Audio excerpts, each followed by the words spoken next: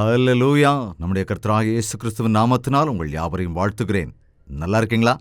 தேவனுடைய கிருபைக்குள்ளாக இருக்கிறீர்களா? ஆவிக்குரிய விஷயத்தில் நீங்கள் பலப்படணும்னு, எல்லா விஷயங்களிலும் நீங்கள் வளர்ச்சி அடையணும்னு, இதோ ஒவ்வொரு நாளும் இந்த நிகழ்ச்சியின் மூலமாக தேவனுடைய வார்த்தைகளை உங்களிடத்தில் கொண்டு வந்து கொண்டிருக்கிறோம். அதேபோல் நீங்களும் தொடர்ந்து இந்த நிகழ்ச்சியை பார்த்து கொண்டிருக்கின்றீர்களா? இதிலே சொல்லப்படுகிற தேவ செய்திகளுக்கு செவிசாய்த்து ஆவிக்குரிய வாழ்க்கையிலே முன்னேறுகிறீர்களா? உங்கள் இருதயங்கள் தேவனுக்கு முன்பாக சரியாக இருக்கும்படி பார்த்துக் கொள்கிறீர்களா? வாழ்க்கையிலே எதிர்கொள்கிற சோதனைகள், போராட்டங்கள், இவைகளை எவ்வாறு மேற்கொள்ள முடியும் என்கிற விஷயத்தை தேவனுடைய வார்த்தைகளை கேட்பதன் மூலமாக நாம் புரிந்து கொள்ள முடியும். எனவே ஏதோ பொழுதுபோக்குக்காக அல்லாமல் மனப்பூர்வமாக தேவனுடைய இந்த வார்த்தைகளை கேளுங்கள். நிச்சயமாக தேவன் உங்கள் இருதயத்திலே பேசுவார். உங்கள் பிரச்சனைகளிலிருந்து உங்களுக்கு தீர்வையும், உங்களுக்கு தேவையான ஆறுதலையும், உங்களுக்கு தேவையான சமாதானத்தையும், உங்களுக்கு தேவையான அறிவையும் ஞானத்தையும் இந்த நிகழ்ச்சியிலே சொல்லப்படுகிற தேவனுடைய வார்த்தைகள் மூலமாக நீங்கள் நிச்சயமாய் பெற்றுக்கொள்ள முடியும். எனவே வழக்கமாக இப்பொழுதும் தேவனுடைய வார்த்தையை கேட்க தயாராக இருக்கிறீர்களா?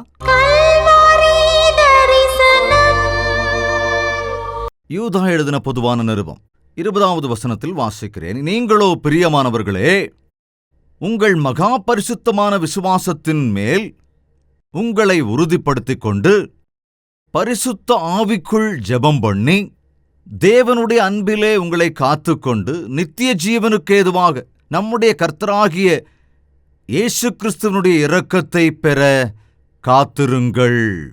இரக்கத்தை பெற காத்திருங்கள்.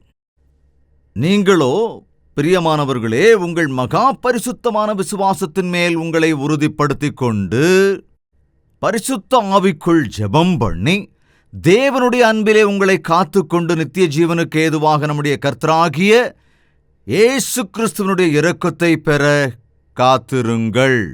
பிரியமானவர்களே, விசுவாசத்தில் உறுதியாயிருந்து ஜெபித்து நித்திய ஜீவனுக்கு ஏதுவாக காத்து கொண்டிருக்க வேண்டும்.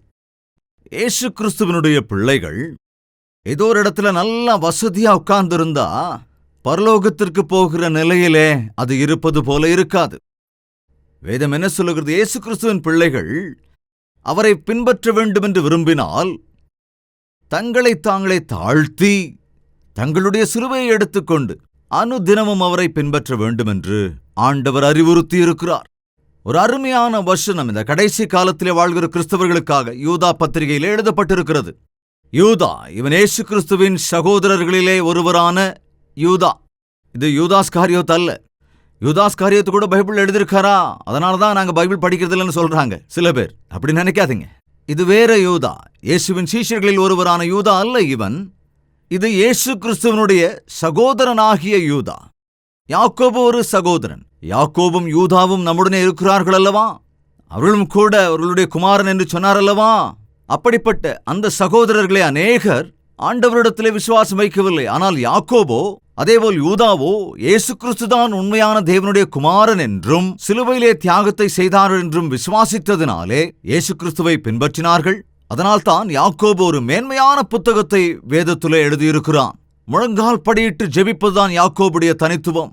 இங்கே யூதா கடைசி நாட்களிலே இயேசுவின் வருகையின் போது நடக்கிற காரியங்களை குறித்து, அந்நாட்களில் நடக்கிற ஆபத்துக்களை குறித்து எச்சரித்து எழுதியிருக்கிறான். எனவே இன்று நமக்கு அது மிகவும் முக்கியமானது. இயேசு கிறிஸ்துவின் வருகை சமீபமாக இருக்கிறது என்று நம்புகிறவர்கள் ஒரு அல்லேலூயா சொல்லுங்க பார்க்கலாம். அதற்கு நான் தயாராக இருக்கிறேன் என்று சொல்லக்கூடியவர்கள் ஒரு அல்லேலூயா சொல்லுங்க பாருங்களேன். சில பேர் சந்தேகமா சொல்றீங்க. அன்று புத்தி இல்லாத கன்னிகைகள் கூட தயாரா இருக்குன்னு தான் நினைச்சாங்க. தயாரானாங்க, பைபிள் எடுத்துட்டு சர்ச்சுக்கு வர மாதிரி தான் வந்தாங்க.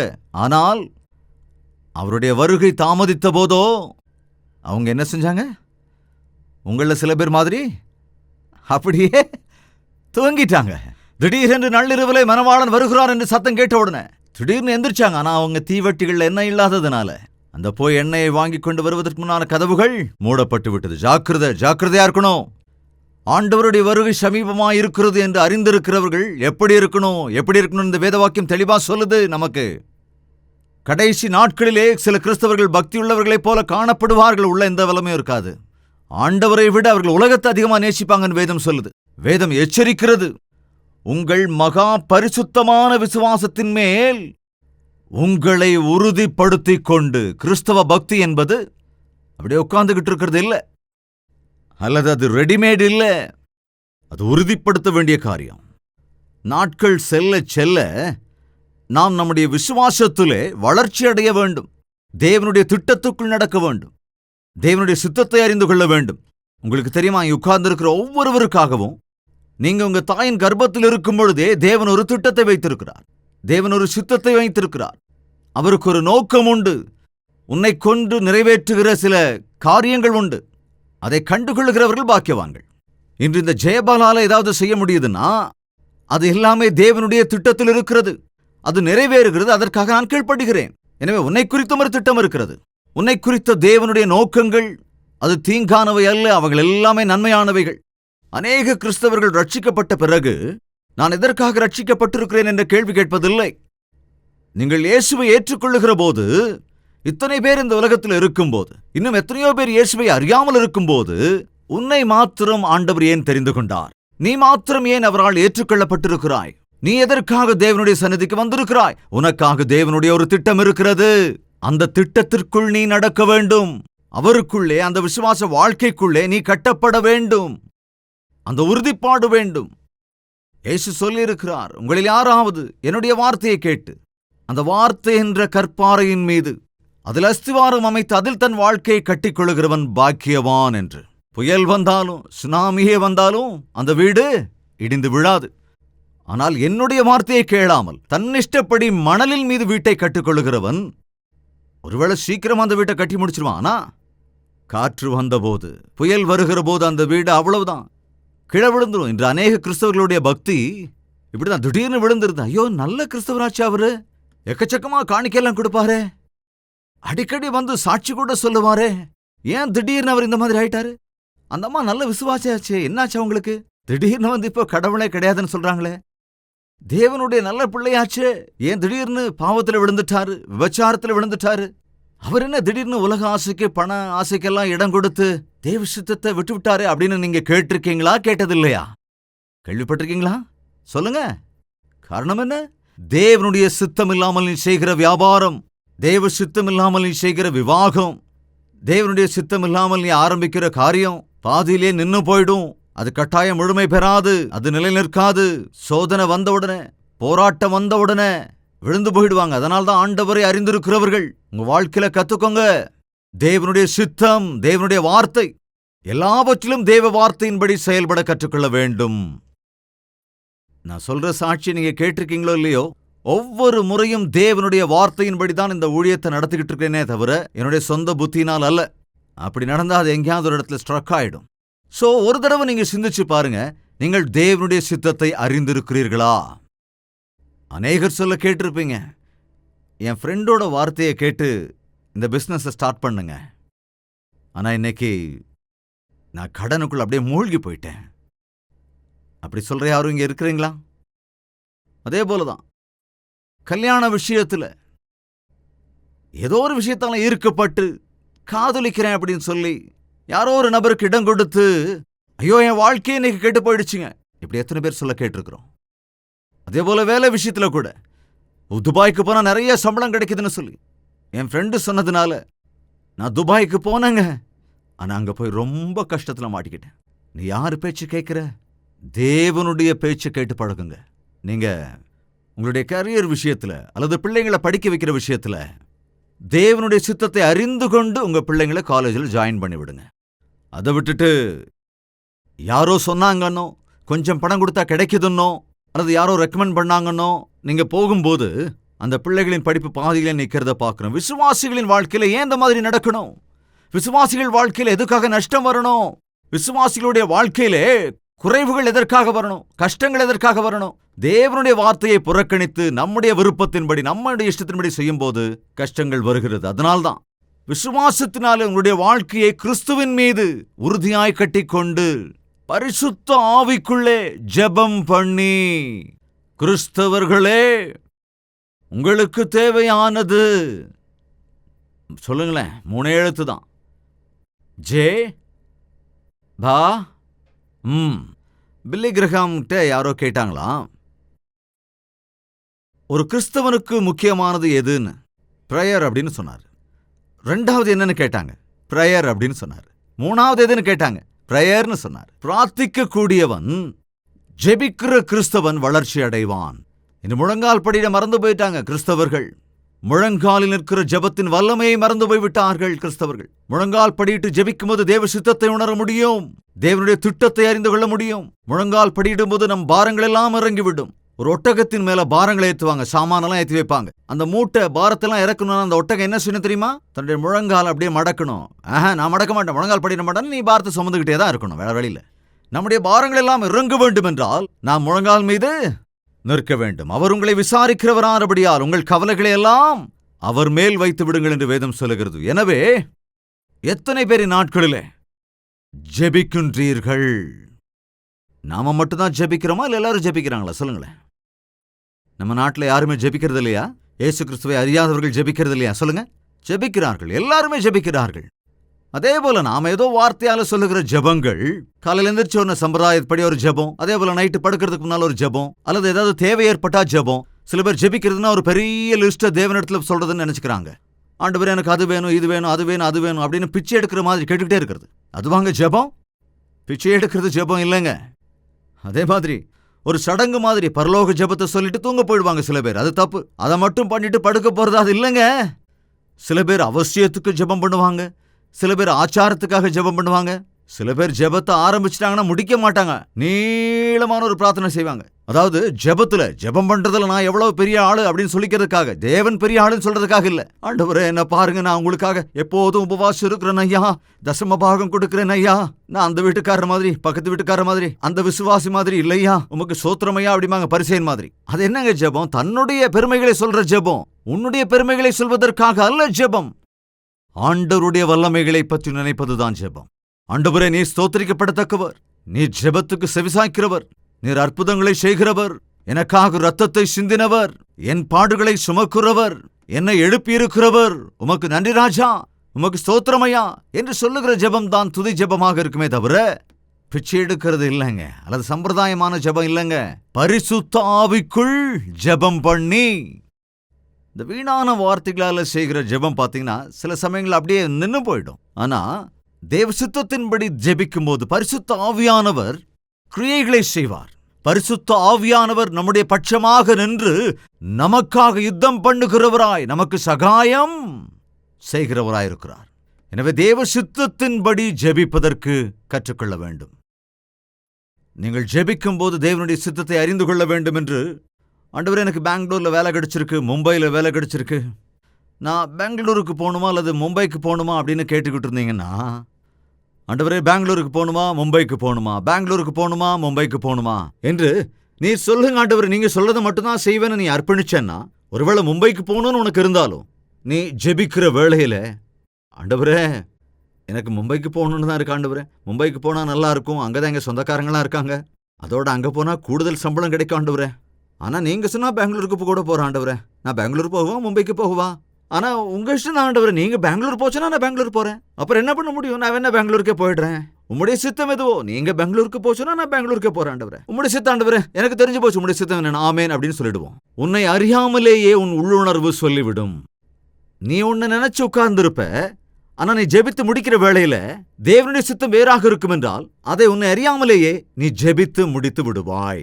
இப்படிப்பட்ட ஜெப அனுபவம் யாருக்கா இருக்கா? நான் மும்பைக்கு தான் போகணும், மும்பைக்கு போகணுன்னே ஜெபிக்க போறேன், ஆண்டவர் எப்படி என்னை மும்பைக்கு தான் போக சொல்லுவார் அப்படின்னு இவங்களை ஏற்கனவே முடிவு பண்ணிட்டு ஜெபிப்பாங்க. உன்னுடைய இஷ்டத்தை தேவனுடைய திட்டத்தில் திணிக்கிறது அல்ல ஜெபம் என்பது. தேவனுடைய சித்தத்தை அறிந்து கொள்வதுதான் பிரார்த்தனை, பரிசுத்த ஆவிக்குள்ளான ஜெபம். ஆவியானவர் நமக்கு கற்றுக் கொடுப்பார் எப்படி ஜெபிப்பது என்பதை. உங்கள் எத்தனை பேர் ஜெபிக்கிறீங்க? கொஞ்சம் கையெழுத்தி காட்டுங்க பார்க்கலாம். உண்மையாலே நீங்க இத்தனை பேர் ஜெபம் பண்றீங்களா? ஹல்லேலூயா. சரி, எவ்வளவு நேரம் ஜெபிப்பீங்க? காலையில் எழுந்தவுடனே ஆண்டவரே ராத்திரி முழுசு என்ன காத்திருக்கீங்க, உமக்கு நன்றி ராஜா, ஆமேன், காஃபி, அப்படியா? அதுவா ஜெபம்? இயேசு கிறிஸ்து விடியற் காலத்திலேயே தனியாளாக போய் ஜெபிக்கிறவராக இருந்தார். அப்பேற்பட்ட ஆண்டவருக்கே ஜெபம் அவ்வளவு அவசியம் என்றால் நம்மை போன்றவர்களுக்கு ஜெபம் எவ்வளவு அவசியம் யோசிங்க. இந்த நாளில் வருகிற எல்லா சோதனைகளும் ஜெயிக்கிறதுக்கு இந்த நாள் முழுவதும் உம்முடைய சித்தப்படி நடக்கிறதுக்கு, எந்த பாவத்துக்குள்ளேயும் விழாம இருக்கிறதுக்கு உம்முடைய வல்லமை எனக்கு கொடுங்கப்பா என்று கேட்கிறவர்கள்தான் பாக்கியவான்கள். இன்றிலிருந்து அதிகாலை நேரமே எழுந்து கொஞ்ச நேரமாவது நீ ஜெபிக்கும்படியாக ரகசியமாய் உன் அறையிலிட்டு தாழ்பாளிட்டு கொண்டு வேத வார்த்தையின்படி ஜெபிக்க கற்றுக்கொள்ளுங்கள். அநேகர் ராத்திரியில ஜெபிக்கிறவங்களா இருப்பீங்க. அதாவது தூங்குற நேரம் வந்த உடனே கட்டிலில் உட்காந்து ஜெபிக்கிறவங்க, அல்லது கட்டிலில் முழங்கால் படிட்டு, ஆண்டவரே நான் நல்லா நிம்மதியா தூங்கும்படியா, ஆண்டவரே இங்க ஒரு போலீஸ்காரர் மாதிரி என் கட்டில சுற்றி காவலுக்கு நில்லுங்க, நான் நிம்மதியா தூங்க போறேன் ஆமேன் அப்படிம்பாங்க சில பேர். அப்படியாங்க? இந்த நாள் முழுதும் செஞ்ச தவறெல்லாம் மன்னிங்க ஆண்டவரே. நான் பேசக்கூடாத வார்த்தைகள் ஒருவேளை பேசியிருக்கலாம், அனாவசியமான வார்த்தைகளை பயன்படுத்தி இருக்கலாம். ஐயா, நான் பொய் பேசியிருக்கலாம், என்னுடைய மனசுக்குள்ள பொறாம எழுந்திருக்கலாம், நான் போகக்கூடாத இடத்துக்கு போனதுனால நஷ்டப்பட்டிருக்கிறேன். ஆண்டவரே என்னை மன்னிங்கப்பா, மறுபடியும் இந்த மாதிரி தப்பு செய்யாம இருக்கிறதுக்கு எனக்கு உதவி செய்யுங்க. இந்த ராத்திரி நீங்க மன்னிக்கலன்னா நான் தூங்கவே மாட்டேன் என்று ஆண்டவருடைய மன்னிப்பை பெறுகிற வரையிலே ஜெபிக்கிற ஜெபம் தான் உண்மையான ஜெபம். நம்முடைய பாவங்களை நாம் அறிக்கையிட்டால் பாவங்களை நமக்கு மன்னித்து எல்லா அநியாயத்தையும் நீக்கி நம்மை சுத்திகரிப்பதற்கு அவர் உண்மையும் நீதியும் உள்ளவராயிருக்கிறார். எப்பொழுது நீ உன் பாவத்தை அறிக்கையிடுகிறாயோ ஆண்டவர் உடனே உன்னை மன்னிப்பார். அதேபோல உன் மீது எந்த விதமான தண்டனை வராதபடி பார்த்துக் கொள்ளுவார். எனவே ராத்திரி படுக்க போகும் பொழுது உன் இருதயத்தை சுத்திகரித்துக் கொள்ளுங்கள். கோபப்பட்டாலும் பாவம் செய்யாதே. உன் கோபம் சூரிய அஸ்தமானத்திற்கு முன்பே அடங்க கடவுது என்று கூட வேதம் சொல்லுகிறது. எனவே கோபத்தோடு அப்படியே படுக்க போயிடாதீங்க. கணவன் மனைவி சண்டை போட்டுக்கிட்டே இருப்பாங்க, தூங்குற வரைக்கும் சண்டை போட்டுக்கிட்டே இருப்பாங்க. சும்மா கத்திக்கிட்டே இருக்காது, எனக்கு தூக்கம் வருது, நான் படுக்க போறேன் அப்படின்னு சொல்றாரு. அப்போ காலையில் இருந்துச்சு திரும்ப ஆரம்பிக்கிறோம்னு அர்த்தமா? அப்படி இல்லைங்க. தூங்க போவதற்கு முன்பாகவே கணவன் மீதோ மனைவி மீதோ வேற யார் மீதோ அல்லது உன் பகைவர் மீதோ கோபம் இருந்தா அவர்களை நீ மன்னித்து விட்டால் அதே போல தேவன் உன்னை மன்னிப்பார். நீ தூங்கும்போது கூட சுகமான நித்திரையை, ஒரு அமைதியான நித்திரையை தேவன் கட்டளிடுவார். பரிசுத்த ஆவிக்குள்ளாக ஜெபிக்கிறவன் பரிசுத்தனாகவே இருப்பான். அவ்வப்பொழுது புது அனுபவங்களை பெற்றுக் கொள்ளுவான். அவ்வப்பொழுது தேவ சித்தத்தை அறிந்து கொண்டே இருப்பான். எனவே இந்நாட்களில் ஜெபிக்கிறதில்லை என்பதனால் தான் கிறிஸ்தவர்கள் வழிதப்பி போகிறார்கள், தவறான வழியில் போய்விடுகிறார்கள். சொந்த யோசனையின்படி நடந்து கஷ்டத்துக்குள் நஷ்டத்துக்குள் மாட்டிக்கொள்ளுகிறார்கள். எத்தனை குடும்பங்களின் நாட்களிலே சோதனையில் மாட்டிக்கொண்டிருக்கிறது. கணவன் மனைவிக்கு இடையிலே நல்ல அண்டர்ஸ்டாண்டிங் கிடையாது. எனக்கு ரொம்ப ஆச்சரியமா இருந்தது. மத்தியானம் ஏறக்குறைய ஒரு 200-300 பேர் ஜெபிக்கிறதுக்காக வந்திருந்தாங்க.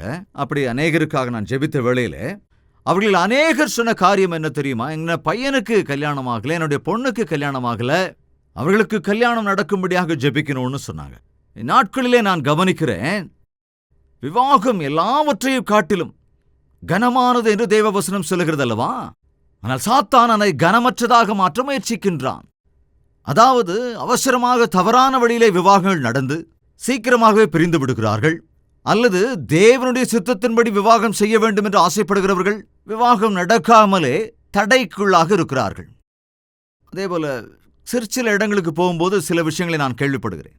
அதாவது அந்த குறிப்பிட்ட பகுதிகளிலே ஏதோ அசுத்தாவியின் பிடி இருக்கிறது. அநேகர் இப்படித்தான் அதுக்காக ஜெபிக்க வந்தார்கள். இன்னும் சில ஊர்களுக்கு போகும்போது, குண்டூர் மாதிரி இடங்களுக்கு போகும்போது, கர்ப்பத்தின் பலன் இல்லை, கற்பக்கனி இல்லை, கற்பக்கனி இல்லை. இங்க கூட அதே மாதிரி நிறைய பேர் கேட்டீங்க. கர்ப்பத்தின் கனி என்பது அது கர்த்தரால் வருகிற பலன். தேவன் தருகிற வெகுமதியை பெற முடியாமல் ஏதோ தடைக்குள்ளாக இருக்கிறாய் என்றால் நீ ஆண்டவருக்குன் இருதயத்தை இன்னும் முழுதாய் தரவில்லை. கணவன் மனைவி இருவரும் சேர்ந்து ஜெபிப்பதில்லை, 2 பேரும் சேர்ந்து ஆண்டவரிடத்திலே கேட்பதில்லை. அதனால் தான் இன்று அநேகர் கர்ப்பத்தின் பலன் இல்லாமல் இருக்கிறீர்கள். அது ஒரு வகையிலே சாத்தானால் கொண்டு வரப்பட்டிருக்கிற தடை. தேவன் சொல்லுகிறார், நீங்கள் சந்ததி சந்ததியா ஆசீர்வதிக்கப்படுவீர்கள் என்று. உங்கள் பிள்ளைகளை தேவன் ஆசீர்வதிக்க வேண்டும் என்று உங்களுக்கு கற்பத்தின் பலனை தர தேவன் விரும்பும் போது சாத்தான் உங்களை கீழ்ப்படுத்தி தேவ ஆசீர்வாதத்தை பெற்றுக்கொள்ள முடியாமல் உங்களுக்குள் தடையை கொண்டு வருகிறான். ஒரு காலம் தேவன் மேல கோவப்படாதீங்க. ஆண்டவர் எனக்கு பிள்ளையை தரலன்னு நினைக்காதீங்க. எனக்கு திருமணம் நடக்கலன்னு தேவன் மேல கோவப்படாதீங்க. தேவன் உங்களை ஆசீர்வதித்துக் கொண்டேதான் இருக்கிறார். அவர் எல்லோரையும் ஆசீர்வதிக்கிறவர். உன்னை ஆசீர்வதிக்கிறார், உன் குடும்பத்தை ஆசீர்வதிக்கிறார். ஆனால் தேவன் உன்னை இவ்வளவாய் ஆசீர்வதிக்கும் பொழுது நீ ஆசீர்வாதம் இல்லை என்று சொல்லுகிறாய் என்றால், ஒரு பாத்திரத்தில் எவ்வளவுதான் தண்ணி ஊத்தினாலும் அது நிரம்பலன்னு என்னங்க அர்த்தம்? எப்போதும் ஊத்திக்கிட்டே இருக்கும், அது நிரம்பவே மாட்டேங்குதுன்னா என்னங்க அர்த்தம்? அதுல எங்கேயோ ஓட்டை இருக்கு, பாத்திரத்தில் ஓட்டை இருக்கு. அப்படிதாங்க தேவன் நம்மை ஆசீர்வதிக்கும் போது நாம் நிலைநிற்கவில்லை என்றால் நமக்கு விசுவாசம் இல்லை. நம் வாழ்க்கையில ஏதோ குறை இருக்கிறது என்று அர்த்தம். ஏதோ விஷயத்துல சாத்தானுக்கு இடம் கொடுக்கிறோம். அதனால்தான் தேவனுடைய ஆசீர்வாதத்தை நிலைநிறுத்திக் கொள்ள முடிவதில்லை. தேவன் எப்பொழுதும் ஆசீர்வதிக்கிறார். இப்படிப்பட்ட கூட்டங்களுக்கு வரும்போது ஏன் எனக்கு தேவன் ஆசீர்வாதம் கிடைப்பதில்லை, ஏன் எனக்கு இன்னும் கற்பத்தின் பலன் கிடைக்கவில்லை, காரணம் என்ன?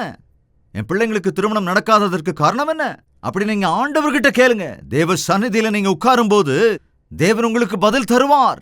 உங்கள் மீது சாத்தான் உண்டு பண்ணி இருக்கிற அந்த தாக்கத்திலிருந்து, சாத்தானுடைய கட்டுக்களிலிருந்து தேவன் விடுதலை தருவார். ஆம், ஆம், எத்தனையோ பேர் கிறிஸ்தவர்களுடைய வாழ்க்கையிலே ஆசீர்வாதம் இல்லாமல் இருக்கிறார்கள். அதற்கு காரணம் பிரார்த்தனை செய்வதில்லை, ஆண்டவரிடத்தில் விண்ணப்பிப்பதில்லை. நீங்கள் என் நாமத்திலே எதை கேட்டாலும் அதை தருவேன் என்கிறார். நீங்கள் என் நாமத்தில் எதையும் கேட்கவில்லை, அதனால்தான் அது உங்களுக்கு கிடைப்பதில்லை. நீங்கள் கேட்டாலும் அவ்விசுவாசத்தோடு கேட்கிறீர்கள், அதனால் தான் அது கிடைக்கவில்லை. நீங்கள் எதை கேட்டாலும் உங்கள் மன விருப்பத்தின்படி கேட்கிறீர்கள், அதனால் தான் கிடைப்பதில்லை. நீங்கள் விசுவாசத்தோடு கேட்டு பாருங்கள், தேவ நாமத்தின் அடிப்படையில் கேளுங்கள். அப்பதான் நாம கேட்பதற்கும் நினைப்பதற்கும் அதிகமாகவே அவர் அருள சித்தமுள்ளவராயிருக்கிறார். பரிசுத்த ஆவிக்குள் ஜெபம் செய்து இயேசு கிறிஸ்துவின் வருகைக்காக பொறுமையோடு காத்திருங்கள். கிறிஸ்தவ வாழ்க்கை என்பது அவசரமானது அல்ல. அப்ப எப்படிப்பட்டது? காத்திருப்பது. உங்களுக்கு புரியுதா? ஆனா இன்னைக்கு காத்திருக்கிறதுக்கு யாருக்குமே இஷ்டம். எல்லாம் ஃபாஸ்ட் வேர்ல்டு, ஸ்பீட். எவ்வளவு ஸ்பீடுனா இன்ஸ்டன்டா எல்லாம் நடந்துடணும். Instant coffee, fast food. ரோட்ல பார்த்துருப்பீங்க, அது என்ன ஃபுட்டுங்க? Fast food. ஃபாஸ்டா நீ செத்து போறதுக்கான ஃபுட் அது. அதுதான் ஃபாஸ்ட் ஃபுட்னு பேரு. ஃபாஸ்ட் ஃபுட் ஃபாஸ்டா நம்ம சாகிறதுக்கு உதவி செய்யும்னு ஒருத்தர் சொன்னார். அதாவது அந்த ஆயில், அந்த காய்கறிகள், அந்த செய்முறையெல்லாம் மனிதனுடைய ஆரோக்கியத்துக்கு கேடுன்னு தெரிஞ்சிருந்தும் கூட ஃபாஸ்ட் ஃபுட்டை தான் இன்னைக்கு அநேகர் தேடி போயிட்டு இருக்கோம். அப்படித்தானே? எதுவா இருந்தாலும் உடனுக்குடனே சீக்கிரமா முடிஞ்சு போயிடணும். அவசரம். பிள்ளைக்கு கல்யாணம் பண்ண உடனே தாத்தா வாழிடணும். போதா காலம். எப்ப எதை நினைச்சாலும் அதை உடனே நடந்துடணும். இப்ப சாப்பிடணும்னா சாப்பிடணும், வாங்கணும்னா வாங்கிடணும். ஐயோ கையில பணம் இல்லைன்னா கடன் வாங்கியாவது செய்யணுங்கிறாங்க. அவ்வளவுதான். அதனாலதான் இன்னைக்கு ₹1 கொடுத்து ஃப்ரிட்ஜ் எடுத்துட்டு போங்க, ஜஸ்ட் ₹1 கொடுத்து டிவி எடுத்துட்டு போயிடுங்க. உடனே ₹1 கொடுத்து டிவியை தூக்கிட்டு வந்துடுறாங்க. தூக்கிட்டு வந்து வீட்டுல வச்சிடுறாங்க. அதுக்கப்புறம் என்ன நடக்கும் தெரியுமா? அந்த கடனை கட்ட முடியாம, அதுக்கப்புறம் அதோட வட்டியும் கட்ட முடியாம, அவசரப்பட்டு தேவனுக்கு சித்தமில்லாதத கடனால வாங்கிக்கிறது. விசுவாசிகளுக்கு இது கூடாது. விசுவாசிகளே கடன் வாங்காதீங்க. விசுவாசிகளா இருக்கிற நீங்க கடன் கொடுக்கலாமே தவிர கடன் வாங்கக்கூடாது. வேதத்துல சொல்லப்பட்டிருக்கு. வேதம் பொய்யா? இல்ல நீ பொய்யனா? இன்னைக்கு சர்ச்சு கட்டணும்னு நினைக்கிற பாஸ்டர்ஸ் இருக்காங்க. அதாவது சர்ச்சு கட்டணும்னா உடனே கடன் வாங்கிட வேண்டியது. அப்படி கையேந்தி சர்ச்சு கட்ட வேண்டிய அவசியம் ஏதாவது இருக்கா? சொல்லுங்களேன். அதாவது அவ்விசுவாசிகளால நிரப்பிக் கொள்ளுகிறாங்க சர்ச்சை. நீ எப்படி விசுவாசிகளை உருவாக்க முடியும்? நீயே கடன் வாங்குற பாஸ்டரா இருந்தா நீ கடன் வாங்கக்கூடாதுன்னு சபையோருக்கு எப்படி சொல்ல முடியும்? ஆல்மோஸ்ட் 45 இயர்ஸ் ஊழியம் பண்ணிட்டு இருக்கேன். இது வரைக்கும் கடன் வாங்கலங்க. யாருக்கிட்டையும் கை நீட்டல. தேவன் என்ன அப்படி பட்னியா வைக்கல. தேவனுடைய சித்தத்தின்படி செய்யும் போது தேவன் தருவார். தேவன் நமக்கு எப்போ எதை கொடுக்கணுமோ அப்போ அதை தருவார். நாங்க கடன் வாங்கவே இல்லை பிரதர் அப்படின்னு சொன்னார் ஒருத்தர். பரவாயில்லைங்க அப்படின்னு சொன்னப்ப, ஆனா கிரெடிட் கார்டு இருக்கு பிரதர் அப்படின்னாரு. கிரெடிட் கார்டுன்னு என்னங்க? அதுக்கு இன்னொரு பேர் கூட வச்சிருக்கலாம். நம்ம கடன் கார்டு அப்படிதான் நான் சொல்லுவேன். ரேஷன் கார்டு இல்லைங்க, ஆதார் கார்டும் இல்லை. அது என்னது? கடன் கார்டு. அப்படிதான் நான் சொல்லுவேன். ஐயோ ஐயோ, என்னைய உங்ககிட்ட ஒரு கிரெடிட் கார்டு கூட இல்லையா அப்படின்னு ஆஃபீஸ்ல கிண்டல் பண்ணாங்க. அதுக்காக நான் அந்த கிரெடிட் கார்டு வாங்கிட்டேன் அப்படின்னு சொன்னார் ஒருத்தர். கவனிச்சிங்களா? ஏதோ கிரெடிட் கார்டு இல்லைன்னா வாழ்க்கையில எதுவுமே இல்லைங்கிற மாதிரி ஒரு நிலைமை. அப்படி சில பேர் இந்த உலகத்தில் நினைச்சுக்கிட்டு இருக்காங்க. ஆனா கிரெடிட் கார்டு எடுத்துட்டு ஷாப்பிங் போறான். நீ எவ்வளவு வாங்குற, என்ன கணக்கு ஏதாவது இருக்குமா? நீ எதையோ கேட்கிற, அவன் கிழிச்சு கொடுத்துட்றான். அவ்வளவுதான். நிறைய வாங்கிட்டேன்னு சந்தோஷத்தோட வந்துடுறேன். அதுக்கப்புறம் பேங்க்கார் உனக்கு ஃபோன் பண்ணி கட்டு கட்டு கட்டு கட்டு கட்டும்பான். அப்பதான் தெரியும், ஐயோ இந்த மாசம் இவ்வளவு செலவு பண்ணிட்டோமே. சம்பளமே 1 லட்சம் தான், ஆனா கிரெடிட் கார்டு பில்லு 5 லட்சம் வந்துருச்சே. எப்படி சமாளிக்க முடியும்? சொல்லுங்களேன். விண்ணப்பம் பண்ணு, தேவன் தருவார். ஆகாயத்து பறவைகளை பார், அவை விதைக்கிறதும் இல்லை, அறுக்கிறதும் இல்லை. அவற்றில் ஒன்று கூட எப்போதும் பட்டினியா இருப்பதும் இல்லை. காட்டு புஷ்பங்களை பாருங்க, அது எவ்வளவு அழகா நேர்த்தியா இருக்குதுன்னு பாருங்க. காட்டுப்பூக்களையே அலங்கரிக்கிறவர் உன்னை அலங்கரிக்க மாட்டாரா? 50% டிஸ்கவுண்ட். உடனே தேவையோ தேவையில்லையோ கொண்டு வந்து பீரோவில் அடுக்கி வச்சிட வேண்டியது. அந்த பீரோக்குள்ள உள்ள வச்சா அது கீழே விழும், திருப்பி உள்ள துணிச்சா அது கீழே விழும். அப்படி அடுக்கி கூட வைக்க முடியாம கீழே கீழே விழுந்து, ஐயோ அது பெருசா போச்சு, இது நீளமாய் போச்சு. நீங்க ஆசைப்படுற சாரி, கட்டுற சாரி ஒரு 4 வச்சுக்கிட்டா பத்தாதாங்க. பீரோ ஃபுல்லா வச்சுக்கிட்டு என்ன பண்ண போறீங்க சொல்லுங்க? அவசியம் இல்லாதது அவசியம் இல்லாம வாங்கி வச்சுக்கிறது ஆசீர்வாதமே கிடையாது. நான் நாளைக்கு சம்பாதிக்கிறதன் அடிப்படையில் இன்னைக்கே செலவு பண்றது நல்லதில்ல, நியாயமில்ல. அந்தந்த நாளின் பாடு அததுக்கு போதும். விசுவாசிகள் எனப்படுகிறவர்கள் தேவனையே விசுவாசிக்கிறார்கள் என்பதனால் யெகோவா ஈரே, என் தேவன் பார்த்துக் கொள்ளுவார் என்று கவலையற்றவர்களாயிருப்பார்கள். தேவ சந்நிதியில் காத்திருப்பார்கள். யோபுவை குறித்து உங்களுக்கு தெரியும் இல்லையா? ரொம்ப பொறுமையோட காத்திருந்தவன். எப்பொழுது தேவன் மறுபடியும் உயர்த்துவார், என் பிள்ளைகள் செத்து போனார்கள், ஆஸ்தி போயிற்று, ஆனாலும் தேவனை உயர்த்துவார் என்று காத்துக்கொண்டு பொறுமையாக இருந்தான். அதனால் தான் ஏற்ற வேளையிலே தேவன் அவனை 2 தத்தனையாய் ஆசீர்வதித்தார் என்று பார்க்கிறோம். இந்த கடைசி நாட்களிலே தேவனுக்காக காத்திருங்கள், அவருடைய சித்தத்துக்காக காத்திருங்கள். ஏற்ற வேளையிலே அவர் எல்லாவற்றையும் நேர்த்தியாய் செய்து முடிப்பார். ஆண்டவர் எல்லாவற்றையும் நேர்த்தியாய் செய்து முடிப்பார். எப்ப செய்யணுமோ அப்ப அதை கரெக்டா செய்து முடிப்பார். மற்றவங்களை பார்த்து பொறாமப்படாதீங்க. இயேசு பேதுருவின் படகுல ஏறி உட்கார்ந்து போதனை செய்து முடித்த பிறகு வலையை வீச சொல்லுகிறார். முதல்ல அவர் 2 படகுகளை பார்க்கிறாரு. ஆனா ஒரு படகுல தான் ஏறி உட்கார்றாரு. இன்னொரு படகு யாருது? யோவானுடையது. அப்ப யோவான் என்ன நினைச்சிருப்பான்? அவர் பேதுரு படகுல தானே ஏறாரு, பேதுருவை தான் அதிகமா நேசிக்கிறாரு, பேதுருக்கு தான் எல்லாத்தையும் செய்யறாருன்னு ஒருவன் நினைச்சிருப்பான் இருக்கலாம். ஆனால் அவர்கள் வலையை போட்ட பிறகு எத்தனை படகு நிறைய மீன் பிடித்தார்கள்? 2 படகுகள் மூழ்கத்தக்கதாக. அங்கிருந்து உடனே பேதுரு அங்க யோவானை பார்த்து, யோவான் வான்னு சொன்னப்ப அவன் சர்ற நாங்க வந்தப்போ பேதுருவுடைய படகும் நிறைந்தது, யோவானுடைய படகும் நிறைந்தது. இன்னொருவனை ஆசீர்வதிக்கிற தேவன் உன்னை ஆசீர்வதிக்க மாட்டாரா? கட்டாயம் ஆசீர்வதிப்பார். நீ அவசரப்படாத. ஜெபித்து தேவ சித்தத்துக்காக காத்திருந்து உறுதியாய் தெரிந்து கொண்டு நீங்கள் பலப்படுங்கள். அதற்காக தலைகளை தாழ்த்தி நாம் ஜெபிக்கலாமா? உன்னுடைய பக்தி வாழ்க்கை உறுதிப்பட வேண்டுமென்றால் இயேசுவின் வார்த்தையின்படி செய்ய வேண்டும். இயேசுவின் வார்த்தைக்கு செவி கொடுத்து உன் வாழ்க்கையை கட்டிக்கொள்வாயானால் எவ்வளவு சோதனைகள் வந்தாலும், எவ்வளவு அவசரங்கள் ஏற்பட்டாலும், சாத்தான் எவ்வளவு பிரச்சனைகளை கொண்டு வந்தாலும் எல்லா தடைகளையும் தேவன் உடைப்பார். ஆண்டவரே, கற்ப பலன் இல்லாதவர்களுக்கு இறங்குங்க ராஜா. அது உம்முடைய பலன் என்று அறிகிறோம் ஐயா. அது நீர் தருகிற சுதந்திரம் என்று அறிகிறோம். இறங்குங்க ராஜா. பரிசுத்த ஆவிக்குள் நீங்கள் ஜெபம் பண்ணுங்கள். நீங்கள் விசுவாசிக்கிற விசுவாசத்திலே உறுதியாய் தரித்திருங்கள். கடன், வேதனை, வியாதிகளிலிருந்து நீங்கள் விடுவிக்கும்படியாக மனஸ்தாபப்படுங்கள். எங்கள் அன்பின் பரிசுத்த பிதாவை எங்கள் இருதயத்துக்குள்ள வாங்கப்பா. என் பக்தி குறைவுபடுகிறதே, என் பக்தியில் நான் சோர்ந்து விடுகிறேனே, அதை உம்முடைய வார்த்தைகளாலே கட்டிக்கொள்ளுகிற கிருபை அருளுங்க. பரிசுத்த ஆவியானவரே ஊற்றுங்க ராஜா. உமக்குள்ளாக எப்படி ஜெபிப்பது என்பது எனக்கு தெரியவில்லையே. என்னுடைய வீணான வார்த்தைகள் உம் சமூகத்தை அது எட்டாது. நொறுங்குண்ட இருதயத்தோடு உமக்கு ஜெபிக்க எனக்கு கற்றுக்கிடுங்க. என் இருதயத்துக்குள்ள வாங்க ஏசையா. உமக்குள்ளாக ஜெபிக்க கற்றுக்கிடுங்கப்பா. ஆண்டவரே, என்னுடைய விண்ணப்பங்கள் உம்முடைய பரத்தை ஏற்றும்படியாக ஆண்டவரே கிருபை அருளுங்க. தங்கள் கரங்களை உயர்த்தி தங்கள் இருதயத்தின் பாரங்களை யாரெல்லாம் உம்மிடத்திலே சொல்லுகிறார்களோ கண்ணோக்கி பாருங்கப்பா. சோர்ந்து போய் இருக்கிறவர்களை நிலைநிறுத்துங்க ராஜா. இந்த நிமிஷம் முதற்கொண்டு உம்முடைய ஆசீர்வாதங்களை இவர்கள் அனுபவிக்கும்படியாக, உம்முடைய கிருபை இவர்களை சூழ்ந்து கொள்ளும்படியாக இவர்கள் வாழ்க்கையில் பெரிய காரியங்களை செய்ய வேண்டும் என்று இயேசுவின் நாமத்தில் வேண்டிக் கொள்கிறோம் பிதாவே. ஆமேன், ஆமேன், ஆமேன். என்ன செய்யறதுன்னு தெரியலங்க. எதை செஞ்சாலும் ஆசீர்வாதமே இல்லை. ஆபீஸ்ல சோதனை, வீட்டுல வேதனை. எப்படித்தான் வாழணும்னு நினைச்சாலும் ஏதோ ஒரு சோதனை அல்லது ஏதோ ஒரு வேதனை என்ன சோர்வுக்குட்படுத்திக்கிட்டே இருக்கு. எப்போதும் இந்த உற்சாகம் இழந்து சோர்வோடு தான் நான் வாழ்ந்துகிட்டே இருக்கேன் அப்படின்னு கவலையோடு இருக்கீங்களா? உங்க வாழ்க்கை குறித்த தேவனுக்கு ஒரு பெரிய திட்டம் இருக்கிறது. அந்த திட்டத்தை நீங்க தெரிஞ்சுக்கிட்டா, அவருக்கு நீங்க கீழ்ப்படிஞ்சா, அந்த கிருபைக்காக வேண்டிக் கொண்டா, நீங்க செய்யற எல்லா காரியங்களும் கட்டாயம் வாய்க்கும். நீங்க எப்போ எந்த காரியத்தை செய்யணுமோ அப்போ அதுக்கு தேவையான பலனை தேவன் கட்டாயம் உங்களுக்கு அருளுவார். தோத்து போகிற வாழ்க்கையில ஜெயிக்கிற வாழ்க்கை தேவன் உங்களுக்கு அருளி செய்வார். தோற்றுவிட்டேன், தோற்று விடுவேன் என்கிற எண்ணத்தை முதல்ல உங்களை விட்டு எடுத்து போடுங்க. நான் ஜெயிப்பேன், ஜெயிப்பதற்கு தேவையான பலனை தேவன் எனக்கு அருளுவார் அப்படின்னு விசுவாசிங்க. உங்களுக்காக நாங்களும் ஜெபிக்கணும்னா எந்தெந்த விஷயங்களை நீங்க சோதிக்கப்படுகிறீங்களோ, வேதனைக்குட்படுத்தப்படுகிறீங்களோ அந்த விஷயங்களை எங்களுக்கும் தெரியப்படுத்துங்க. ஆண்டவர் சமூகத்தில் உங்களுக்காக ஜெபிக்கிறதுக்கு நாங்க தயாராகவே இருக்கிறோம். கட்டாயம் தேவன் நமக்கு ஜெயத்தை கொடுப்பார். பாதாளத்தை ஜெயித்தவர், மரணத்தை ஜெயித்தவர், சாத்தானை ஜெயித்தவர் அந்த தேவன் நமக்கு துணையாயிருப்பதனாலே நாமும் எல்லா விஷயங்களிலும் ஜெயமுள்ளவர்களாக வாழ்வோம். பாரத்தோடு செய்யப்படுகிற இந்த ஊழியத்திலே நீங்களும் பங்கெடுக்க விரும்பினால், உங்கள் நன்கொடைகள், காணிக்கைகளை அனுப்பி இந்த ஊழியத்தை நீங்கள் தாங்க விரும்பினால், ஆன்லைன் விவரங்களுக்காக இப்பொழுதே கீழே காண்பிக்கப்படுகிற இந்த போன் நம்பருக்கு போன் பண்ணி தெரிந்து கொள்ளுங்கள். உங்கள் நன்கொடைகள், காணிக்கைகளை அனுப்புவதன் மூலமாக இந்த ஊழியத்தில் பங்கெடுத்து தேவன் தருகிற ஆசீர்வாதங்களை அனுபவியுங்கள். தேவனுக்கு சுத்தமானால் மறுபடியும் சந்திக்கலாம். அதுவரைக்கும் தேவனுடைய மகா கிருபை உங்களுக்கு துணையாயிருப்பதாக. உங்கள் தேவைகள் எல்லாவற்றையும் நீங்கள் எழுத வேண்டிய முகவரி ஜெய்பால் ஃபவுண்டேஷன்ஸ், இலக்கம் 29, new colony road, Velachery, Chennai 6,42,00,000.